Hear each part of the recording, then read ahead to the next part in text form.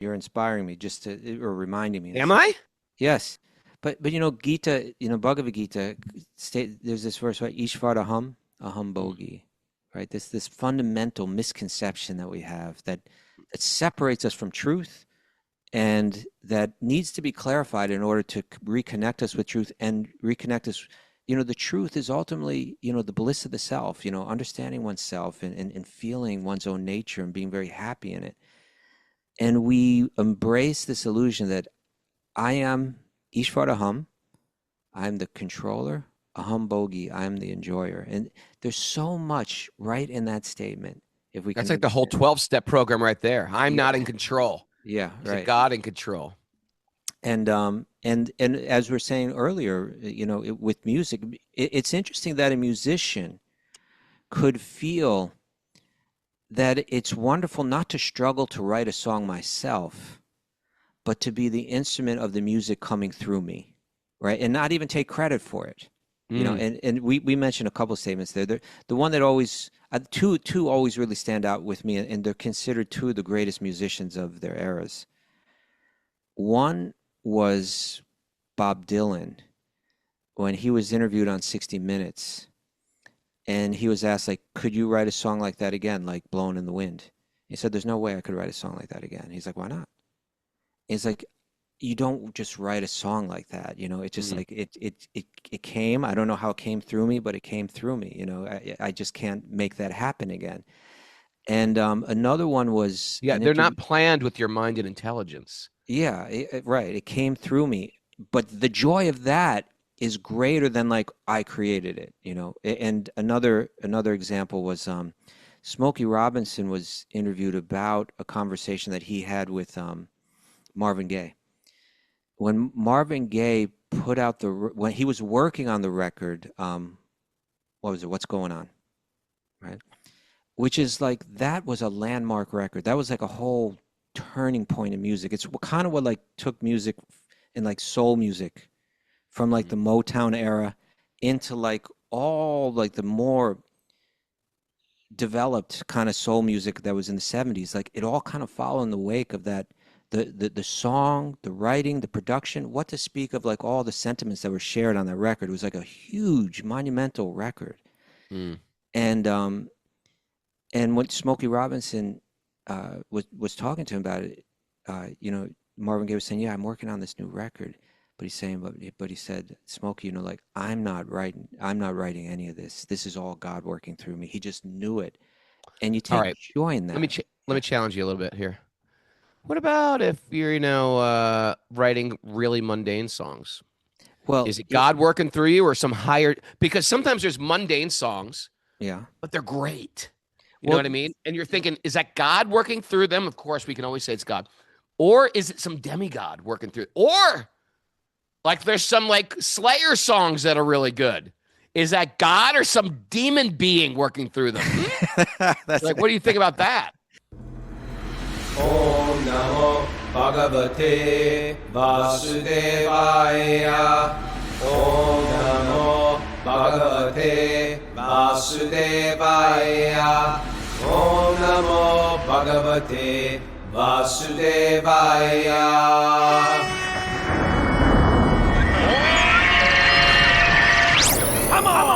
Live from Super Soul Farm in upstate New York. This is Wisdom of the Sages, a Bhakti Yoga podcast with your host Raghunath and co-host and senior educator at the Bhakti Center in New York City, Kaustubha. Welcome to the show. It's Wednesday, April 15th, 2026. It's episode 1758. Good morning, beautiful people. Good morning, everybody. good morning.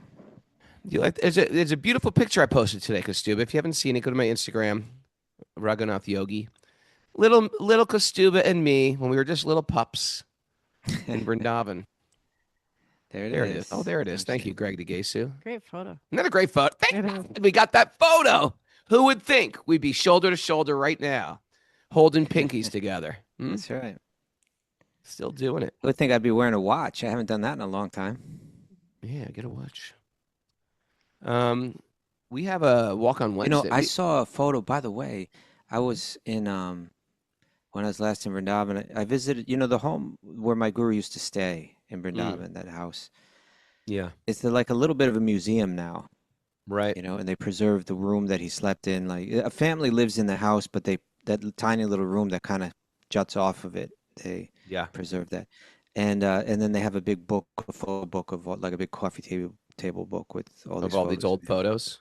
And one of them was, I don't know if you're in the photo. Ah. We might be. But it was us bathing in the Yamuna River right afterward. I have one of those photos. I think I took it of you. Guru Maharaj is in mine. Oh, what's I that? You think just kind I of had a froze up. photo of you. I took Yeah. of you in the Yamuna. I gotta find that. Maybe you took the photo. Maybe that's why you're not in it. Maybe. Yeah. But that was so um I guess it's not only is it like going back in time to that moment, but it's also going back time in the moment to the time where you could bathe in Yamuna. You know, it feels so far away, actually, right?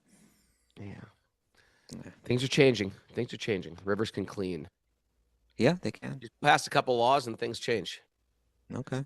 Anyway, Let's it's make that Walk on happen. Wednesday today. It's the day we bring on some guests. But before we go there, Pranapriya, give us some announcements. Yeah, I just got word that Bhakti Recovery Group meeting is not happening in person in Philly anymore, but we do have Oh. a meeting. Dominica's leading a meeting doing codependency, coda literature, and the Book of Dharma by our friend Simon Haas. Ooh. Yeah. Codependency, nice. what? Coda, it's Coda for short, Codependency Oh, it's a coda. Anonymous. And they read that book, the Coda book, alongside the Book of Dharma by Simon Haas, which That is a sounds great. book. Yeah. And then no shows for the rest of the week. We'll be back on Tuesday at 6:30 a.m. Eastern time. Okay. All right. Let's bring out our walk-ons. Yeah. Who do we got here? Our friends Janapriya and Krishna Das from Anunda Collective, Krishna West Or Chicago, Page Family otherwise known Bhakti. as Page Family Bhakti. Yeah. Welcome to the show, you guys. Hi, we're so happy to be here. You got a great community going on up there in Chicago. Trying. And Krishna consciousness, we always say, hey, you don't have to belong to an institution or a church or whatever. You can just practice bhakti alone. I say that all the time because people are intimidated by joining some church, ashram, synagogue, whatever, and they sort of like pull back. But bhakti's fun with friends. And you guys have a nice community up there. We're always trying to figure out how we can get up there. But what's going on? I heard you have some new music out. Please tell us. Well, we have this new project. It's called the Anunda Collective. It sort of started organically last summer. We had our second Krishna West Chicago retreat, and this song just magically, with Krishna's mercy, just came together so beautifully. And we took it, I don't know, to the next level. We recorded it and we just came out with it. And we actually have our friend Kelsey Montanez here, who is the mastermind behind the song, because she had written the melody, and then it just sort of happened where all these people at the retreat were around, and then it organically came about. And actually, Kelsey, I don't know if you want to mention anything about it. Yeah, sure. Yeah, just like Janapriya said, it kind of came together magically. We were at the retreat. Vibration was super high all weekend. The energy was just really good. And I had been playing with this chord progression for quite a while, and I couldn't figure out what to do with it. And I couldn't, just for the life of me, I couldn't come up with lyrics. And one of our members, Dom, who is here, Dominic Gregg, he's also a talented musician and writer, and he was sitting next to me, and I said, Dom, what do you think about this chord progression? I have this melody, but I can't figure out any lyrics. Like, does anything come to mind? And he said, let's Krishnify it. And so after that, we just started kind of, just applying chants, and I don't know, it just kind of organically happened after that. And then Bailey, another member. Bailey, we know Bailey, right?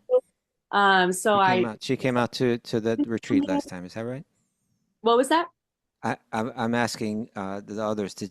Bailey came out to Super Soul Farm? Super Soul Farm, yeah, right? she did. Yeah, she's a beautiful singer. Yeah. Also a talented musician as well. And so she started throwing some harmonies on there. And then we had a bunch of other people join in.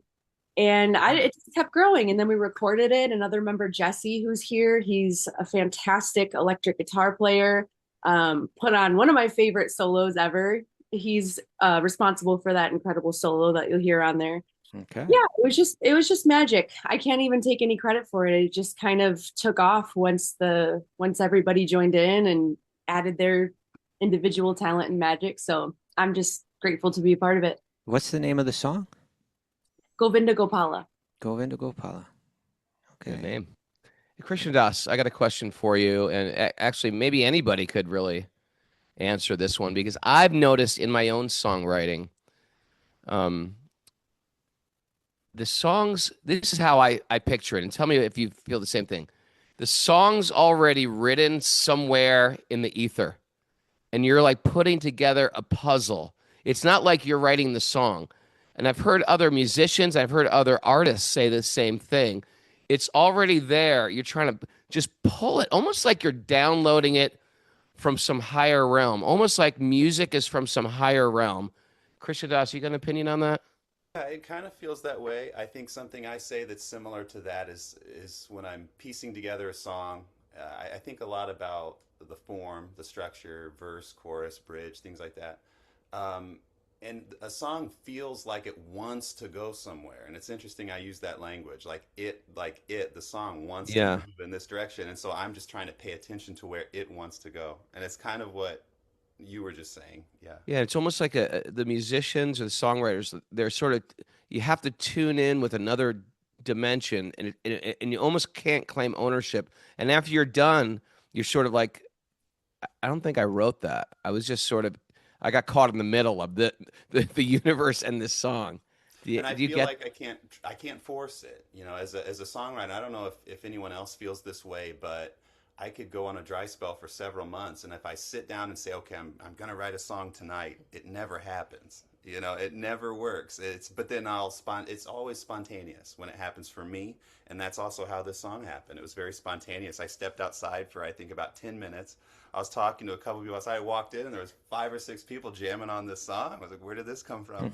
So on the message board, Jesse Greco says, Paul McCartney once said that the music doesn't come from him, it comes through him. What do you think about this, Kaustubha? I'd like to hear your philosophical perspective of this. Well, you know, we did remember when we had Anunda Govinda on the show? Yeah, this was about a big part of the flow. subject. Yeah, You spoke about entering flow. that flow. So yeah, you enter that state, and in one sense, almost if we want to talk about it like really philosophically, you know, like really, you know, it's not just writing music or you know, we also have Michelangelo's quotes up here, you know, about how he thought sculpture was just removing, you know, the sculpture is already within the stone, and you just remove everything that's superfluous to it. So yeah, you know, artists speak a lot like that. Poets, writers, and there's something. Again, maybe it's something that's a little. Maybe it's something we need to discover, but the joy in not necessarily exactly being the creator, but just being the instrument. You know, the joy of being the instrument. That's really what Bhakti is all about. Prabhupada, of course, prayed like that. You know, as he was entering America, you know,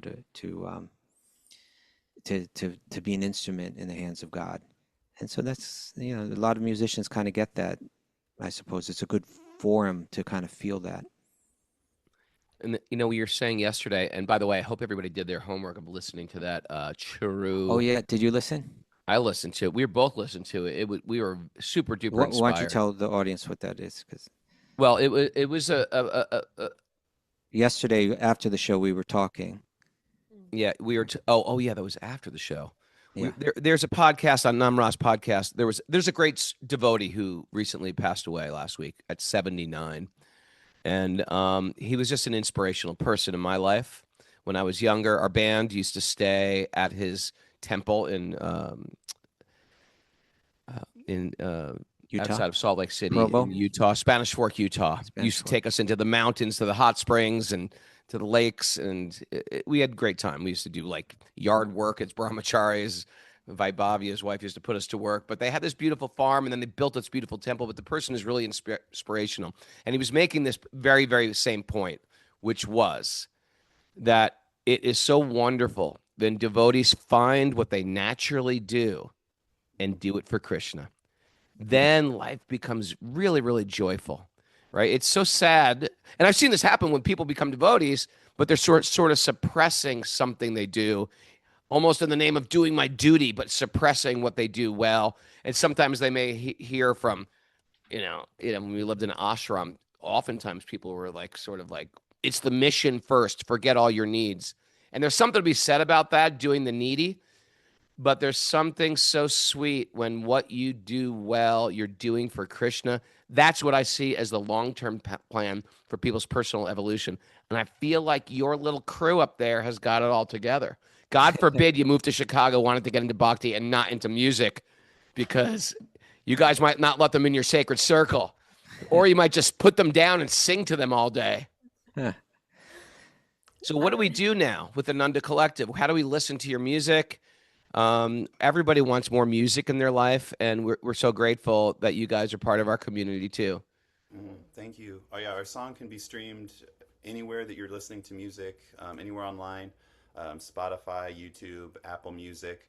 I want to give a quick shout out to H.D. Goswami, because he actually plays a big part in the creation of this song. He actually is the one that encouraged us to have it recorded professionally. So I want to give him a big shout out. Well, H.D. Goswami's mature. He's been around a long time, and they went through immature stages of the movement. And sometimes you hear people speak nowadays. He's been around a while, but they still sound immature. H.D. Goswami's just matured in the way he teaches and the way he leads. And that's great. I'm glad he's encouraged everybody to do this too. Well, and I want everybody who's listening right now to go to Spotify or wherever they get their music, download it. You search for Anunda Collective. Is that it? Mm-hmm. Okay, fantastic. Anything else? And when can we hear you live? How about that? When's the tour going on? Kelsey, what do you say? When's it going to be? Take this baby on the road. I would love it. I think for us, really, it's the most important community project we have, and it taught me why a local community needs projects and built around common interests, like you were saying, because Bhakti yoga is so special, but when you combine it with what you already naturally enjoy, then it really takes off. And so I feel like I can't wait. And it's an open group. I think that's another interesting concept about this group, because we have our Queen of Hearts project, which is basically just the two of us.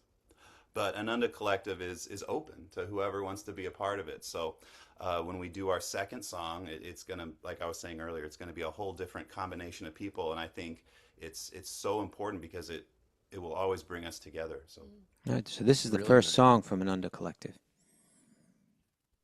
Oh, I get it. All right, great. All right, so this is different than Queen of Hearts, which is very interesting. So it's open, Kaustubha. That means I could just jump in there, and even if I'm off beat or out of pitch, they can't do anything. To change the rules. It's a collective. It's not exactly they have open. to allow me in. And I got to play bass guitar. And my first band I was in college, I was the bass guitar player, and I hadn't played bass in, I think, 20 years. So it allowed me to reprise my role as a bass player, which was kind of fun. Nice. So, it was a chance to try something different. All right. Excited for you guys. Thank you for joining us. And everybody make sure we go download that music, listen to that music, spread that music, share that music. And thank you guys for being such a sweet part of our community. And thank you, Kelsey, for coming on, writing the songs, and being part of the gang. Govinda Thank you Gopal. so much for having us. Thank you. Harry Ball. Hey, everybody. I think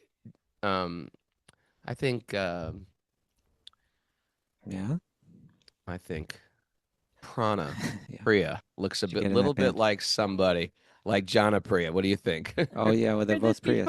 I think they're like little names rhyme. We have They got the bangs. twin sisters separated at birth. Could be. Except she's got all the musical talent. I've got none. That's the only problem. You have many, many talents. Yeah, Music's cooking no. talents. One of them. Yeah.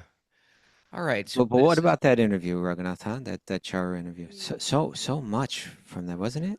You know what? He's one of these guys I've always looked up to, and the more I heard him speak, I was like, yeah, he's been sort of my dropped pin for the type of devotee I want to become.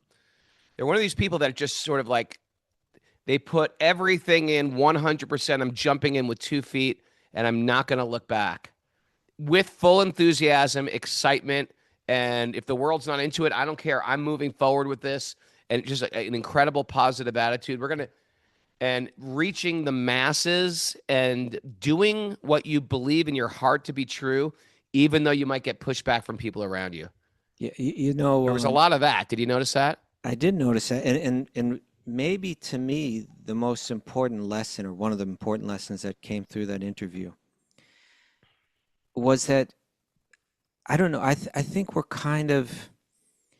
we all kind of share a disease to some degree or another, where we complain, and we'll always find something to complain about. And so when you get around a spiritual institution, there's going to be plenty to complain about.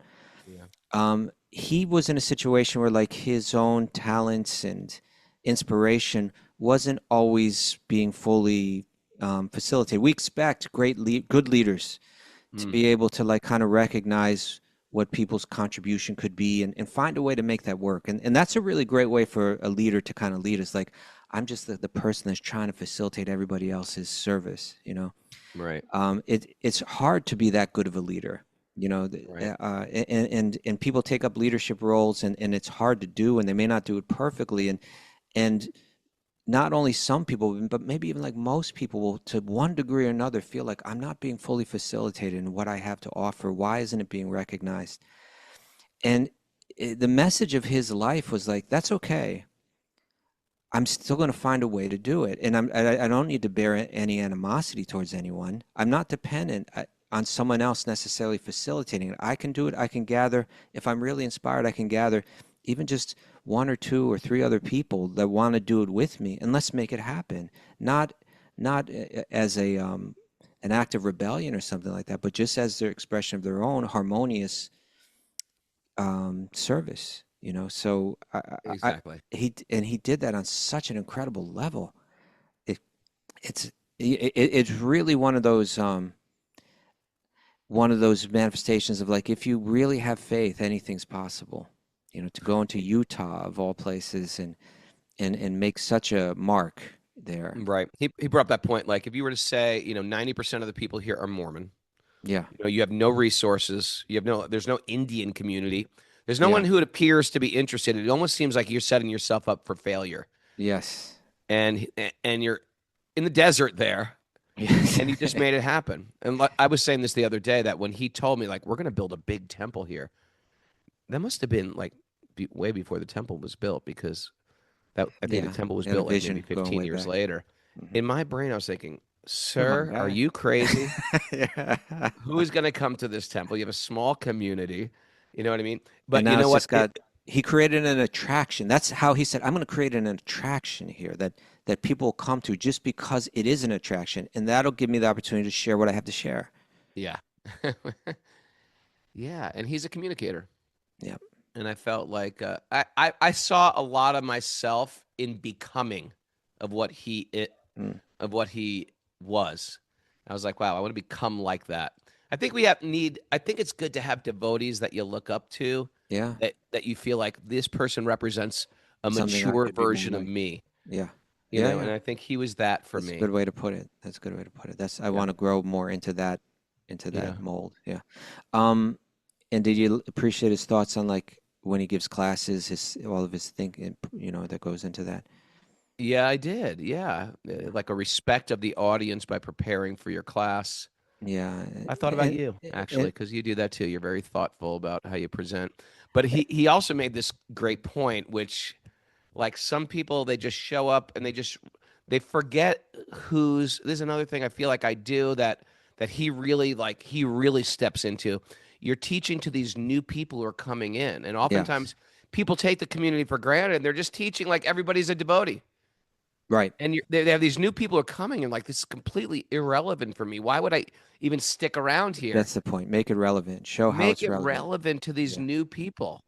And sometimes, because we already have a society and people know what bhakti is, they don't speak to the people who are walking in the door. It's Yeah. just like, all right, this is a peculiar church, and I'm going Very to go. peculiar. We want this stuff to be relevant and real and practical in our own lives. Yeah. So he was amazing on many levels. That interview just really, it was like electric,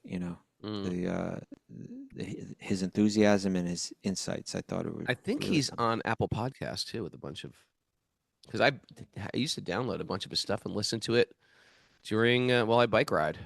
Oh, Yeah. Anyway, okay. let's get into the Bhagavatam. Enough of this Yeah. music nonsense. Oh, but by the way, I felt a real takeaway came out of what was shared there, and that was the phrase that Kelsey shared. What was it? Let's Krishnify. Krishnaize it. Was that it? Krishnify. Take Let's whatever you do and Krishnify it. Yeah, Krishnify it. Krishnify your music. That's Krishnify everything. Krishnify your art. Krishnify your sutra. cooking. Yeah, that's a sutra right there, right? Let's Krishnify it. It's kind of like, Krishnify your Too. recreation. Krishnify your. I think that's what we do with Wisdom of the Sages with our trips to Italy. We Krishnify a vacation. there you go. Vacations oftentimes where you forget, but the vacation that we do when we go to Italy is we remember. It's a full on vacation, But it's but Krishnify. you're trying to remember Krishna also. You get all the other stuff. You get relaxed. You get a serene, a fun setting. You sing songs. You eat good food. You laugh a lot. You learn stuff, and you Krishnify it. There you go. It's that simple. People don't have to give up anything. They just wind Krishna Krishnify in it. there and Krishnify it. Okay. Or that's our new That's phrase a T-shirt today. right there, right? Let's Krishnify it. There you go. Mary's like, take them writing these notes. So let's Krishnify. Krishna Fry. No, Krishna Fry. Krishna Let's fry Krishna is pretty fry good it. too. Yeah, that That's also like works. aloo tikis and pakoras and samosas. I got a better idea. Let's Krishna fry. Well, you want to talk about Krishna frying? I'll give you I'll share something. Yeah, what you got? Do you know the devotee Mahapurusha? He was in Philadelphia for a while. He used to be in Boston. Can't remember. Anyway, he had this event that he was living in Boston at the time, and he created an event, and it was called Krishna fry. Abhishek and Bake. Abhishek and bake. They invited Abhishek people is when they bathe the deities yeah. and bake. So he had an event called Abhishek and Bake where people could come and do kirtan and participate in the Abhishek, and then they distributed baked goods. Nice. Yeah. It doesn't really have much to do with Krishnify, but I'm going to give you. Are you kidding me? That's like total Krishnifying it. The baking part. The Abhishek is already Krishnified. Okay. All right. Yes. Okay. I get it. He took shake and bake and turned it into a Krishna thing. Into a Krishna. Okay. I get where you're going with that. I thought we were trying to spin off a fry, but okay. Yeah, no, this was bake, not fry. Well, we were saying Krishnify, Yeah. Krishna fry, And this is Krishna bake. and then you took that to shake and bake. Yes. Yes. That's all right. You're stringing it all together, Raghunath. You got it. All right. Let's get on with this. All right. Narayanam namaskritya naram chaivanarottamam devim saraswatim vyasam tatojayam mudiriyat. Before he's citing the Srimad Bhagavatam, which is our very means of conquest, one should offer respectful obeisances to the Supreme Lord Narayan, unto Narayan Rishi, the supremmost human being, unto Mother Saraswati, the goddess of learning, and to Srila Vyasadeva, the author. Nasta prayeshva badresu nityam bhagavat sevaya bhagavati uttama bhaktir bhavati naishtaki. By regular attendance in classes in the Bhagavatam and by rendering service to the pure devotees, all that is troublesome to the heart will become eradicated. And loving service to the Supreme Lord, who is praised with transcendental songs, will be established as an irrevocable fact. Om Agyana Tamarandasya Gyananjana Salakaya Chaksuran Midatam Nena Tasmai Shri Gurave Namaha. I was born in the darkness of ignorance. My teachers are opening my eyes. With a torchlight of knowledge, I offer my obeisances at their lotus feet. Okay. Reading from the Srimad Bhagavatam, Canto 10, Chapter 25, Text 24. So I'm going to put this out there again because we realized we did this after the show. We want you to do some homework today if you're listening to this podcast. Go to the Nam Ras podcast, our friend Nam Ras, and listen to the Charu episode. Yogi, not Yogi Charu. Charu Das, C-A-R-U Das. It's just an inspiring episode. Yeah. Okay. Kaustubha, we are into the Govardhan Hill, lifting of Govardhan Hill. We are. Krishna's pride getting smashed. Yes. And Not Krishna's, Indra's pride. I'm sorry, Indra's pride getting smashed by little Krishna. And it happens sometimes. Whenever we get very, very proud, there tends to be a fall. Our identity isn't that we are the lords of our universe. We are the controllers.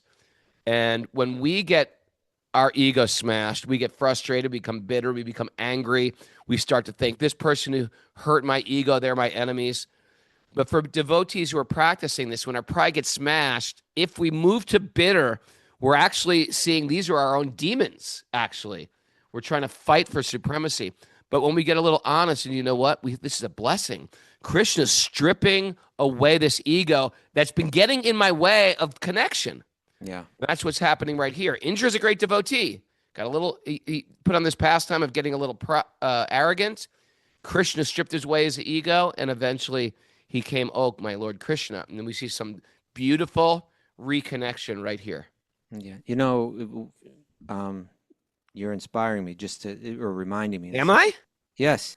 But Gita, Bhagavad Gita, there's this verse, right? Ishvara aham bogi, right? This fundamental misconception that we have that separates us from truth and that needs to be clarified in order to reconnect us with truth and reconnect us.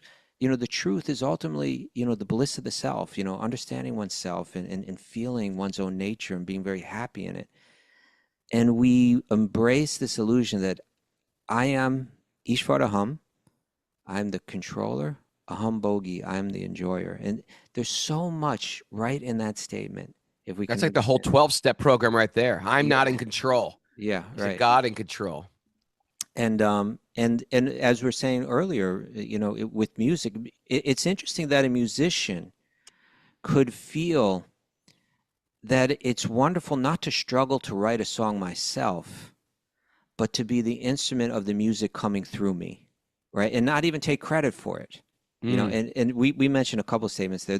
The one that always, two always really stand out with me, and they're considered two of the greatest musicians of their eras. One was Bob Dylan, when he was interviewed on 60 Minutes. And he was asked, could you write a song like that again, like Blowin' in the Wind? He said, there's no way I could write a song like that again. He's like, why not?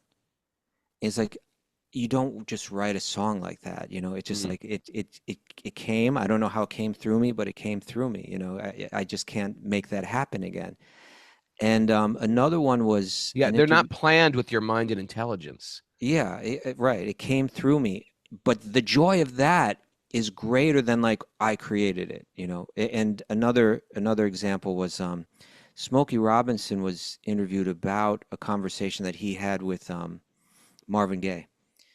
When Marvin Gaye put out when he was working on the record, what was it? What's Going On, right?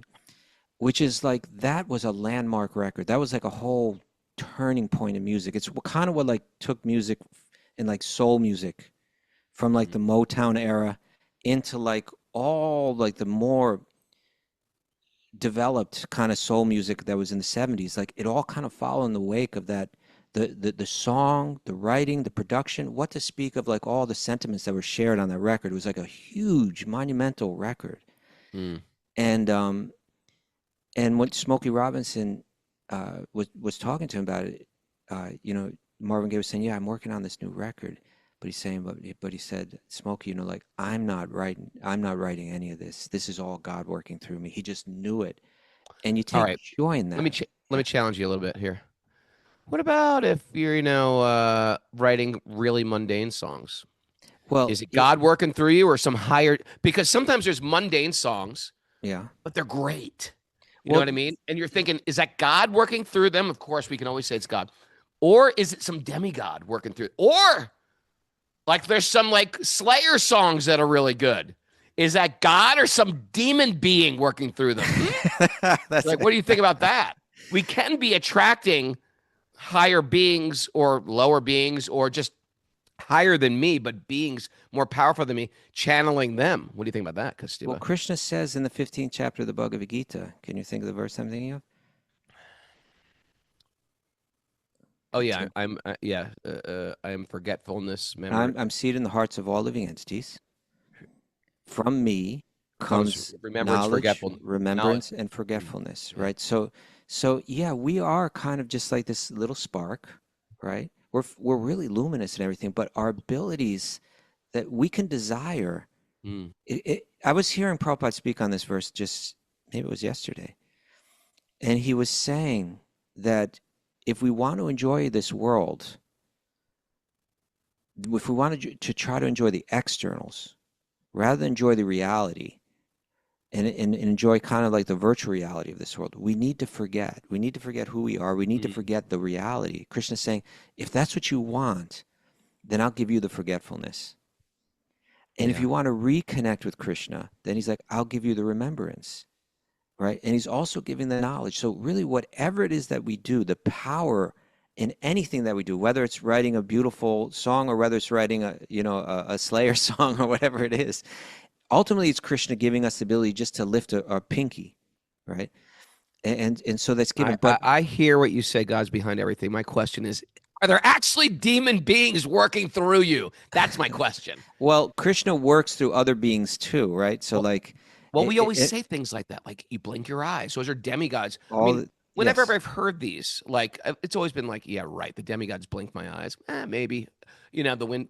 But when I hear this, how inspiration's coming through, Kelsey and the Anunda Collective, and I hear those things, or I say it, or you say it in Smokey Robinson, then I'm thinking, I could see how that works, but maybe and then all those things start to make sense now. The blinking of your eyes. Actually, everything is ultimately controlled by higher beings. We are just under the illusion that we are the highest being, right? But that we're so interrelated with all higher beings, and they're so much more powerful than us. We're just arrogant, and we can't see that. I wrote a song. Well, that's why in the Bhagavad Gita, Krishna says that people that want the things of this world, they worship the demigods. Ultimately, when they do that, they're worshiping me, because whatever the demigods are offering them, ultimately, I'm the one that's making that happen. I'm the one that's empowering them. So he's saying they're worshiping me, but they're doing so in the wrong way. They don't with a limited understanding. But he says, I'm in their heart. And if that's their faith, I'll encourage that faith from within, because exactly what you're saying, it's going from the full-on illusion that I'm in control, Ishvaraham, to the recognition that there's someone empowering me. Now, they may not have followed that line far enough back to Krishna, but at least the fact that they're recognizing I'm not the controller is a huge step.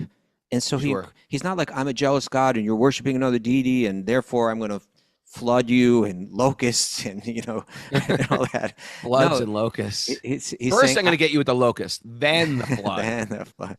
But he's saying, I'll encourage even that. So the recognition that my ability to even blink my eyes is, the movement of air that's involved in making that happen. That's how Ayurveda, explains how these things work, right? There's a movement of air in the body that allows us even to lift our eyelids. That's being provided by higher beings, right? There's a department in charge of these capabilities that's empowering us to do it, sometimes taking it away, right? Sure. And so recognizing that. But I think with what we're talking about, to compose a beautiful or insightful song, it's kind of easier to say, oh, that's God working through me, right? Sure.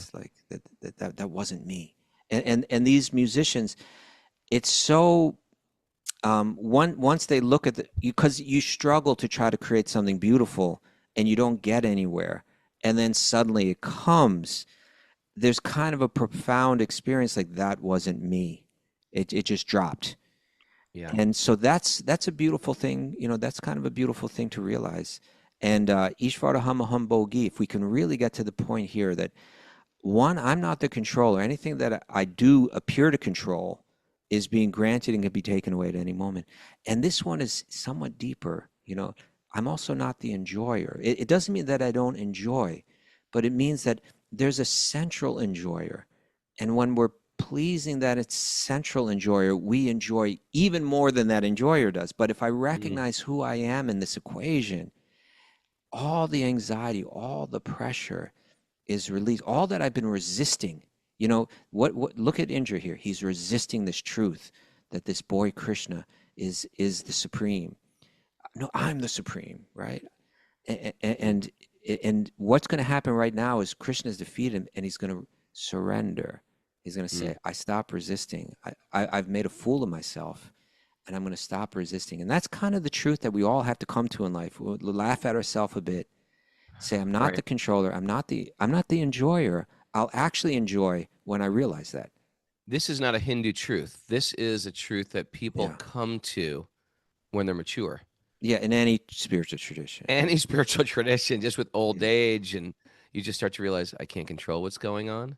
Things are happening. My good fortune has been a blessing. Yeah. And this loss or this pain or this reversal, that's also been a blessing. It was hard to see at the time. These are all spoken from like a mature platform. Right. And to feel that joy, we're hearing it from the Anunda Collective. In other words, and to feel the joy of Krishna working through one, that's the real joy, you know. All right, so let's get into this because you and I can talk about this stuff forever, but let's read some pastime here. This is text 24. When Indra observed this exhibition of Lord Krishna's mystical power, he became most astonished. Pulled down from his platform of false pride and his intentions thwarted, he ordered his clouds to desist. Cease and desist. We were reading last night in the Garga Samhita that the clouds are quite breathtaking. Matter of fact, we were in a storm yesterday. We had a big rainstorm here, and the storms are very beautiful.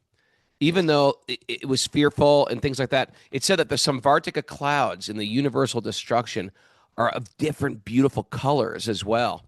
And even in destruction, Krishna's manifestation is breathtaking. Right. Okay. Seeing that the fierce wind and rain had now ceased, the sky... It did cease and desist. Did both. Yes. The sky had become clear of rain clouds, and the sun had risen. Lord Krishna, the lifter of Govardhan Hill, spoke to the cowherd community as follows. Okay, so now it's really going to shift to this rasa that they feel, you know, Krishna and his devotees. My dear cowherd men, please go out with your wives, children, and possessions. Give up your fear. The wind and the rain have stopped, and the river's high waters have subsided. Okay. After collecting their respective cows and loading their paraphernalia into the wagons, the cowherd men went out. The women, children, and elderly persons gradually followed them. Okay. While all living creatures looked on, the Supreme Personality of God had put down the hill in its original place, just as it had stood before. There's some commentary or verse or something that mentions like not one blade of grass was actually damaged by Indra. Right? He was giving it everything that he had, and he couldn't even move one blade of grass. Well, Krishna, we were talking last night also. Krishna summoned Sudarshan Chakra and Ananta Shesh. Ananta Shesh had gobbled up all the water around the top. Sudarshan was like evaporating. Must have been like a steam bath. There was no one was wet anymore. No matter how much it rained, no one was wet. Mother Yashoda, Mother Rohini, I'm sorry. All the residents of Vrindavan were overwhelmed with ecstatic love. Here's my question, Kaustubha, though. At this moment, they understood Krishna was the Supreme Personality of Godhead. All the gopas and... Well, you see, the whole next chapter is on that question, right? The next chapter, this chapter is almost done. And the next chapter is entitled Wonderful Krishna. And it has to do with this tension, this kind of confusion. Is he God? Is he a kid? He's doing these incredible things, but he's our boy, you know? So because there is that idea, like, the cowherd boys saw Krishna lifting up that hill with his pinky, and they thought, oh, my friend, let us help you. This is too much for you. And they all stuck their little cowherd sticks in the air. And so Krishna, as a joke, let the hill lean on the cowherd boys, and it pushed them right to their knees. And then when he re-lifted it up like it's no big deal and lift up the boys with the other hand, they were all like in wonder, wait a second, this is our friend or it's God? Yeah. And then they started going back. Hold it, he's done all kind of amazing things. Right from the very beginning, what was he, just a couple days old? And Putana, he killed this huge demon Putana, and then there's this and that and the other. They're trying to put it all together, and so the next chapter is all about that, and it's kind of the poetry of Shukadeva Goswami. That what a character, right? This mystic is telling all of this, and this is the way, like there are patterns in different kind of artistic creations, like overture and so on, right? What is an overture? You go through like the whole work in kind of like a medley or something like that, right? Where you bring all the different elements together. So in this following chapter, it gives Shukadeva Goswami a chance to go over what we've heard already in Bhagavatam. Krishna did this, Krishna did that, Krishna did this, because the cowherd men are saying to Nanda, we're really wondering about your boy. It almost seems like he's God. He did this, he did that. And so you get all these poetic verses glorifying Krishna's activities again, coming around again. And then you get Nanda's answer. They go back to Garga Muni, the astrologer, who, when Krishna was born, he did the astrology. And there's a hidden message in that too. It's like Garga, he said it, but he didn't say it. He said it, but he left room. He almost said, like, your boy is like Narayan, right? He's just like Narayan. And so does that mean he is Narayan, or he's like Narayan, or how do we really understand that? And it leaves enough ambiguity into it that you understand he's very special, but maybe he's just your boy too. He's both. He's God and he is just your boy. And so they're always kind of like in that zone right there, where sometimes they're wondering, who is this? So, like, when he does something huge and wonderful, they begin to, who is he? Yeah. It's like if I see Kaustubha in the sunlight, then there's a shadow of Kaustubha where it sort of looks like Kaustubha. The shadow walks like Kaustubha. It's got the head shape and nose shape of Kaustubha, but it's not Kaustubha. It's like we are living in the shadow, the illusion shadow, where the things that appear that give me joy don't. The beautiful women, lots of money, great position. That's Maya. It's not what it appears to be. It appears like if I got all those things, then my coffer would be filled. Everything would be satisfied in my life, and it doesn't. We all know. We've checked the box, and we're like, big deal. But here we have a different type of illusion. This yoga Maya, where is Krishna my friend, or is he God?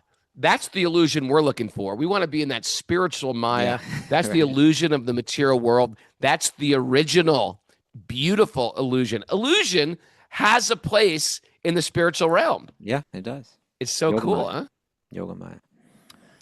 Okay. 30. 29. All the residents of Vrindavan were overwhelmed with ecstatic love, and they came forward and greeted Sri Krishna according to their individual relationships with him, some embracing him, others bowing down to him, and so forth. The cowherd women presented water mixed with yogurt and unbroken barley corns as a token of honor, and they showered auspicious benedictions upon him. I think broken grains are considered sort of low class, but unbroken grains are considered a little bit more. I read in one commentary where it mentions three things here, right? Water, yogurt, and barley corns. And they say that they take the yogurt and they make like a tilak on his forehead kind of mark with it. Oh, interesting. And then that barley corn, they kind of put like a little clump of that above it. Oh yeah, you see that? No, they put it like on your third eye. Sometimes they do rice or something like that, right? Yeah. And then the water's kind of sprinkled on his head. Maybe it's right here in this. Let's read this commentary. I'm not sure if they talk about it here or not. 29. Prana, why don't you read something? Srila Vishwanath Chakravarti Thakur explains that each of the residents of Vrindavan regarded Krishna in his own way. Okay, this is talking about this really important idea that they all came forward.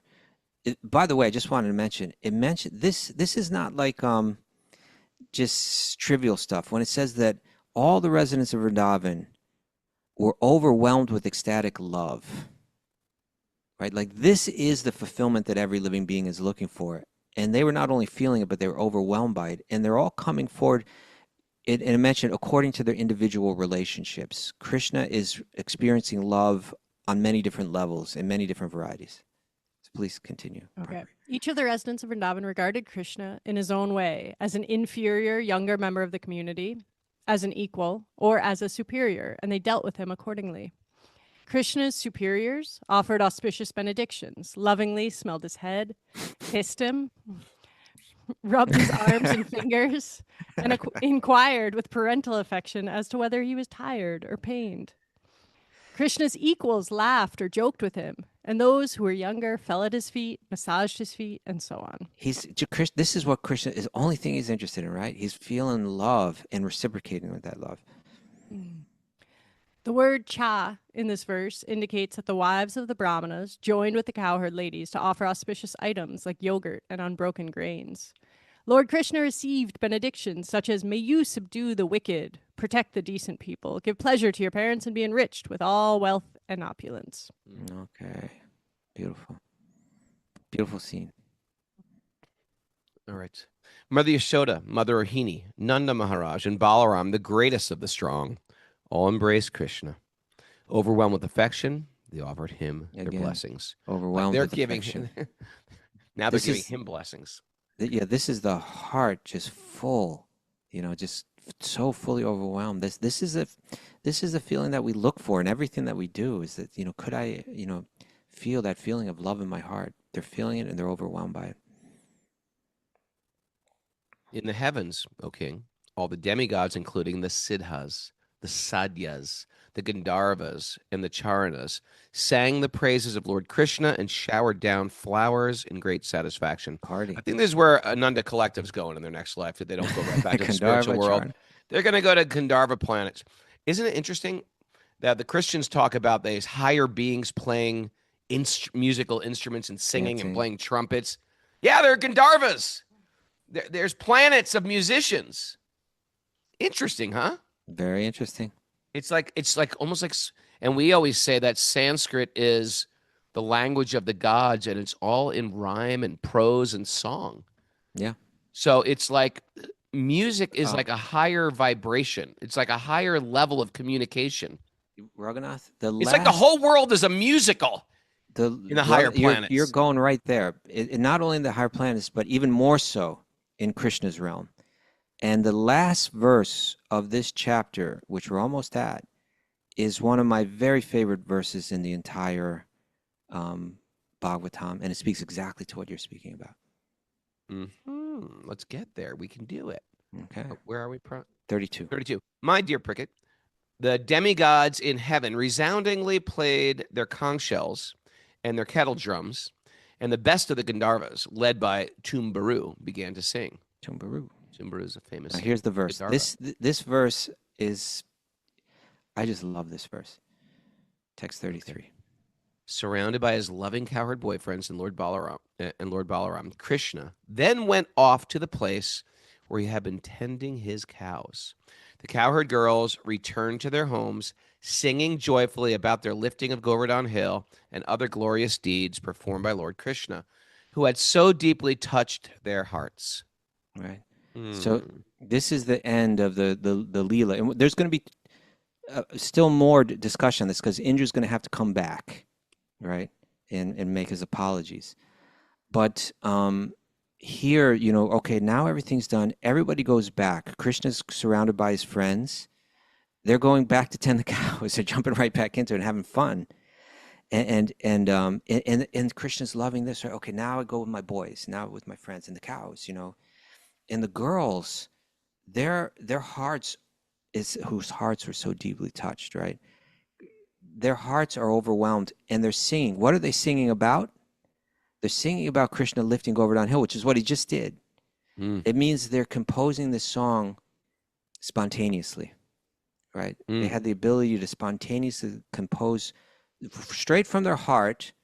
They could compose beautiful songs automatically, which are just kind of like an overflow of the love that they're feeling for Krishna. And this is kirtan, this is really what it's all about. This is what happens. It uses the word kirtani. This is the we say that bhakti is unique amongst all the different paths of yoga because the means and the end are the same, right? The means to achieve the yogic goal is kirtan. And in the end, when you achieve that goal, what do? Well, here's the topmost yogis of all, the most fully realized yoginis. And what are they doing? They're doing kirtan. Yeah. But why don't you read this commentary? Yeah, this is an interesting commentary. Before returning to their homes, the gopis shared intimate association with their lover, Sri Krishna, by exchanging secret glances. I remember being in elementary school and having a girlfriend just give her secret glances. Really? I hear that there's like whole books written just on the glances of the gopis, like a whole science that they do their glances. Ordinarily, this is interesting. Ordinarily, they could not publicly talk about Krishna since they were chaste young girls in a religious village. But now they took advantage of this wonderful exhibition by the Lord and freely sang his beautiful qualities. It is natural that a young man wants to do something wonderful in the presence of a beautiful young girl. The gopis were the most beautiful and pure-hearted young girls, and Sri Krishna performed the most beautiful, wonderful activities in their presence. Thus he entered deep within their tender hearts, enlivened their eternal devotion to him. Lovely. Thus ends the purports of the humble servants of His Divine Grace, A.C. Bhaktivedanta Swami Prabhupada, to the 10th canto, 25th chapter of the Srimad Bhagavatam, entitled, Lord Krishna Lifts Govardhan Hill. Pranapriya, give us some takeaways. Oh, I was just going to say one thing before we go. Oh, tell me. What this reminds me of. Because the purport's saying there was this tension, which is increasing the intensity of their feelings, but the gopis are loving Krishna. It's just raging in their hearts. And they have to kind of pretend that they don't have this, right? Because they're young girls. They can't walk around like they're totally captivated by this boy, you know? And so it's kind of, there's this tension. But sometimes it comes out. And there's that, one of my favorite poems, maybe my favorite poem, is that Bilva Mangala Thakur's Govinda Damodar Stotram, right? Which has that frame, Govinda Damodara Madhaveti. Every verse ends with that. Hey Krishna, hey Yadava. Let's make that a song in Anunda Collective. Yeah. Of course, that part is from Bhagavad Gita, that Hey Krishna, hey Yadava. Because I guess it was Gaurvani that kind of blended those two together. But, no.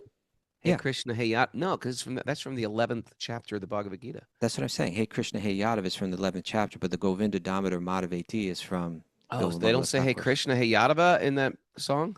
I don't believe so. No, that's Bhagavad Gita. Let's get to where's Veda base in Nityananda Chandra? Let's figure it out. Okay, Look that up, Nityananda Chandra. I call him Veda base, Prabhu. So in any case, in that, so that's the poetry in that, in that poem, it's just so beautiful. So many different verses that end in that chorus. For instance, like one is like Krishna's tying the sika of one of his little cowherd friends to the tail of a calf. No, right? Krishna. So this is going to create some issue, right? As soon as he's going to, tell the calf to run, and then his mother sees it. Krishna. It says she took her two fingers and put it under his chin and lifted his chin and said, Govinda Damodar Madhava. Right? So, but there's one verse that says a gopi who was walking through the village with a pot of yogurt on her head to sell.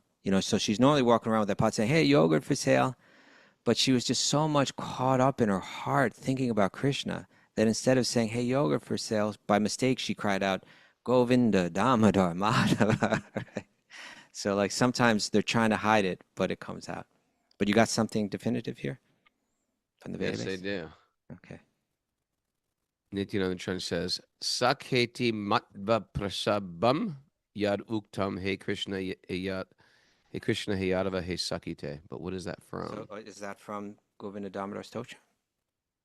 And Chapu writes, all right, hold on a second. I'm never going to. Oh, here's Chapu. Yeah, Chapu pulled it up. Though desiring to sell milk, yogurt, butter, etc., the mind of a young gopi was so absorbed in the lotus feet of Krishna that instead of calling out milk for sale, she bewilderedly said, Govinda Damodar Madhava. Oh, yeah, so he's quoting the Bhagavad Gita verse. Yeah. Okay. And so it's a combination of that and then the refrain from the Govinda Damodar Stotra. Hey, Krishna. Hey, Yadava. Hey, Sakite. Okay. Pranapriya, give us some takeaways to enlighten our day. Lift us higher. All right. Let us be an instrument in the hands of God. Yes. Do what you do well, but connect it to Krishna. Yeah, very important. Krishnify it. Krishna That's fry good. it. Fry it. Coming. Krishna fry it. Coming. Make bhakti relevant. Okay. When Krishna smashes our pride, it's for our benefit. Then that's Krishna cry it.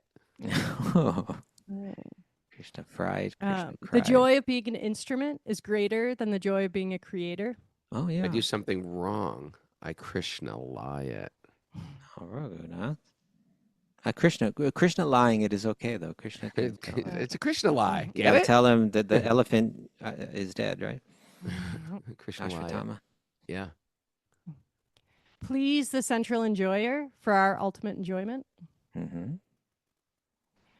We all have to laugh at ourselves and realize we aren't the controller. That's right. My good fortune and my pain are my blessings. Mm-hmm. Mm-hmm. In bhakti, the means and the ends are the same. Just singing. We're singing. We're singing on our deathbed. Yeah. And Yes. Krishnify your life. Or Krishna fry your meal. Krishna You're offering. Beautiful, beautiful, beautiful. Hey, everybody. Not this weekend, but next weekend, April 25th, I'm doing a program at the Bhakti Center, free of charge. What do they call that I'll be program? shake and bake. Soul talks. No, Soul Talks. Oh, okay. Soul Talks, please join me. We're talking about what happens when everything falls apart. Where do we go? Where do we go? We do some kirtan and then prashad. What if So- your life's not falling apart? What if the If your life's program not falls falling apart, you're not welcome to come. What if the program falls apart? Okay. What happens with the Raghunath falls apart in the middle of class? Microphone's Anyway, not working, and then check out the Bhakti Center website for more information. I want to thank Anunda Collective. I want to encourage everybody to download their new song, Govinda Gopal. And what a nice show today. Yeah. Oh, you got your homework too. You got to listen to the Namraj podcast and listen to the Charu episode. Download that on your YouTube and listen to it in your downtime today. I listened to it on my downtime. I was driving to Albany, doing busy stuff, Yeah. and instead we were enlightened and inspired. Friend Fallon says when your life is falling apart and you want to Krishna why it. Krishna Wyatt. Yeah, but instead you realize surrender is best. That's good. And then you Krishna why. fry it. Then you Krishna fry it. And you put on a little Krishna chutney there too.